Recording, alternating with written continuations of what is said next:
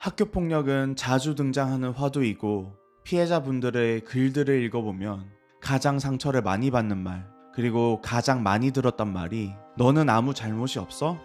라는 말이라고 하더라고요. 그래서 나는 아무 잘못이 없어. 네, 아무 잘못 없습니다를 사명처럼 이해시켜야 되는구나 라고 생각했습니다. 김은숙 작가는 더 글로리를 19금으로 설정한 이유가 사법체계에서 벗어난 사적 복수를 옹호하지 않기 때문이라고 밝혔습니다. 영상에 들어가기에 앞서 저 역시 사법체계를 벗어난 복수를 옹호하지 않는다는 점을 밝힙니다.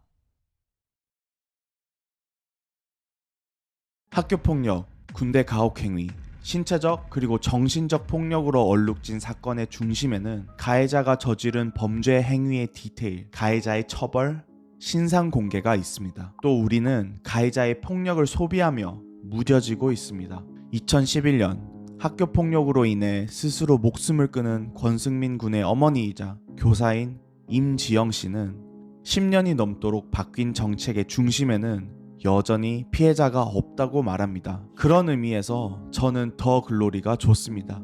이 작품의 주인공은 피해자입니다. 그리고 이 주인공은 강합니다. 우리는 이 작품을 소비하면서 자연스럽게 피해자의 시선으로 세상을 바라볼 수 있게 됩니다. 피해자와 함께 공감하고 함께 분노합니다. 김은숙 작가는 피해자들이 남긴 글을 수없이 읽었다고 합니다. 그리고 대부분 피해자는 가해자의 진심 어린 사과를 원했다고 합니다. 이를 통해 돈 같은 현실적인 보상보다 왜 진심 어린 사과가 피해자에게 더 간절한지 깨달았다고 합니다. 바로 피해자는 가해자에게 폭력을 당할 때 잃어버리는 무형의 무언가를, 인간의 존엄성, 명예, 그리고 영광을 되찾고 싶다는 것이죠. 학교, 군대, 회사, 그리고 가정, 그 어디에서든 항상 피해자에게 가장 필요한 것은 바로 가해자의 진심 어린 사과입니다.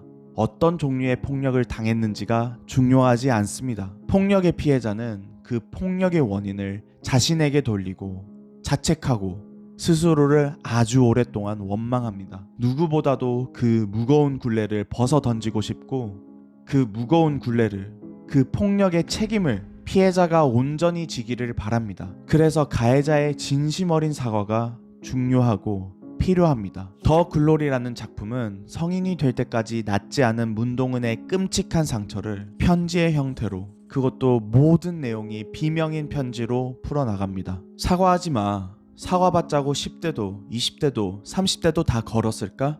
넌 벌 받아야지. 신이 널 도우면 형벌, 신이 날 도우면 천벌.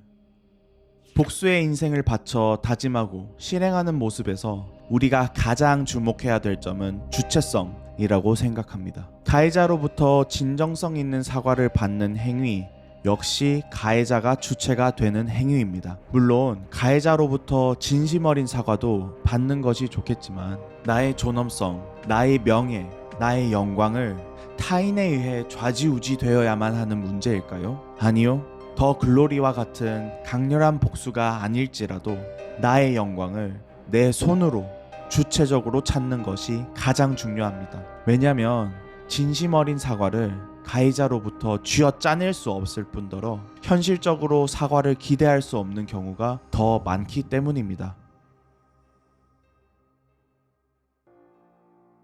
나의 가해자들에게 라는 책은 왕따였던 어른들이라는 영상의 풀 버전입니다. 학교폭력의 경험을 생생하게 품고 살아가는 이들의 뜨거운 생존기이죠. 학교폭력을 당하면 우리의 몸과 마음은 마비됩니다.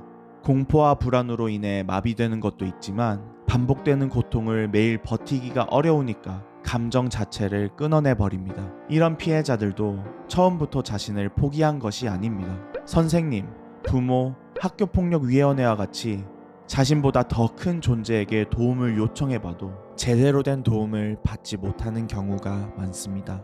그렇게 스스로 해결하려 들고 그렇게 지옥 같은 하루하루 속에서 묵묵히 체념하게 됩니다. 그럼에도 불구하고 학교폭력 피해자들은 예전의 자신에게, 그리고 지금 학교폭력으로 힘든 분들에게 너 잘못이 아니야, 버텨줘서 고맙다, 소리를 내라 라고 전했습니다. 저도 여러분이 어떤 어떤 종류의 폭력을 당했던 간에 자신에게 잘못이 없음을 인식하고 나아가 진정으로 자신을 보듬어주고 내가 아픈 게 내 탓이 아니니까 부끄러워하지 말고 부끄러운 게 아니니까 솔직하게 다른 사람한테도 훌훌 털어놓고 그리고 가끔 자신을 위해 목 놓아 편안하게 울고 그렇게 조금씩 단절된 내 감정과 나를 다시 연결하는 것을 출발점으로 세상과 좋은 사람과 다시 연결되어 강하게 사셨으면 좋겠습니다.